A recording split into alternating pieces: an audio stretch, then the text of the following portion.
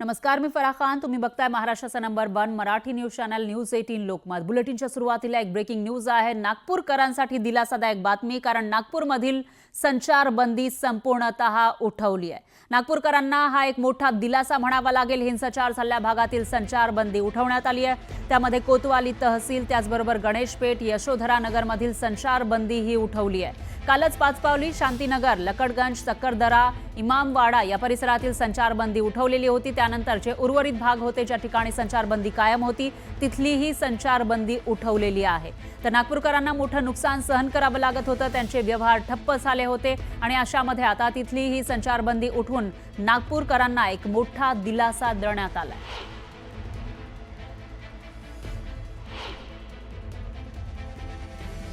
17 तारखेला नागपूरमध्ये हिंसाचार हा झालेला होता मागच्या सोमवारी आणि त्याच्यानंतर बरोबर 7 दिवसांनी म्हणजे आज आहे 23 तारीख, रविवार आहे आणि आज ही संचारबंदी उठवलेली आहे पूर्णपणे. तर मधल्या काळामध्ये काही भागामध्ये शिथिलता देण्यात आलेली होती, तर काही भागामध्ये संचारबंदी उठवलेली होती, पण त्याच्यानंतर पुन्हा ती लागू करण्यात आली होती आणि आता आज हा निर्णय झालेला आहे. याविषयी अधिक माहितीसाठी आपले प्रतिनिधी ऋषभ हे आपल्यासोबत जोडले गेले आहेत. ऋषभ, काय सांगाल? नागपूरकरांना एक मोठा दिलासा म्हणावा लागेल, संचारबंदी उठलेली आहे, कसं चित्र तुम्हाला दिसतंय?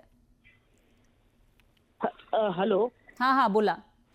पहा, आता बॅरिकेड्स उघडण्यात आलेले आहेत. मी चित्र दाखवू शकत आहे मॅडम तुम्हाला की बॅरिकेड्स आता उघडणं सुरू झालं आहे. जस्ट आता पोलिसांकडून नोटिफिकेशन आलेलं आहे की सगळ्यांना, आता सगळ्या पोलीस स्टेशन मधले, म्हणजे नागपुरात जे आतापर्यंतचे पोलीस स्टेशन होते 4 पोलीस स्टेशन मध्ये संचारबंदी लागू करण्यात होती, ती सुद्धा आता पूर्ण हटवण्यात आली आहे. नागपुरातील जे गणेशपेठ पोलीस स्टेशन होतं किंवा कोतवाली असेल किंवा तहसील पोलीस स्टेशन अंतर्गत जे पोलीस स्टेशन होते, या सर्व पोलीस स्टेशन मधली संचारबंदी हटवण्यात आलेली आहे आणि आता पूर्णतः बॅरिकेड ओपनिंग सुरू केलेलं आहे.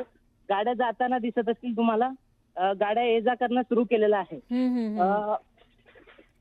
त्यासोबतच ही नोटिफिकेशन सर्क्युलेट केलेली आहे आता. आणि हाच तो परिसर होता ज्या परिसरात सुरुवातीला जाळपोळ झालेला होता. या आपण हे बॅरिकेडिंग जे आहेत त्याच्या आतमध्ये जर गेलो आपण पाहायला, तर हे जे रोड आहेत किंवा या भागात जाळपोळ आणि हिंसाचार झालेला होता 17 तारखेला, या सर्व भागातील आता लोकांना संचारबंदी नंतर आता लोक सुरळीत जाऊ शकतील.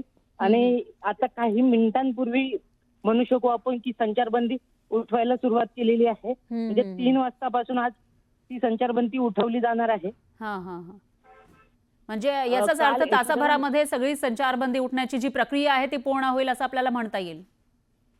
हो, तासाभरात ही सगळी संचारबंदी उठण्याची प्रक्रिया पूर्ण होईल. बॅरिकेडिंग खोलणं सुरू करून दिलेलं आहे.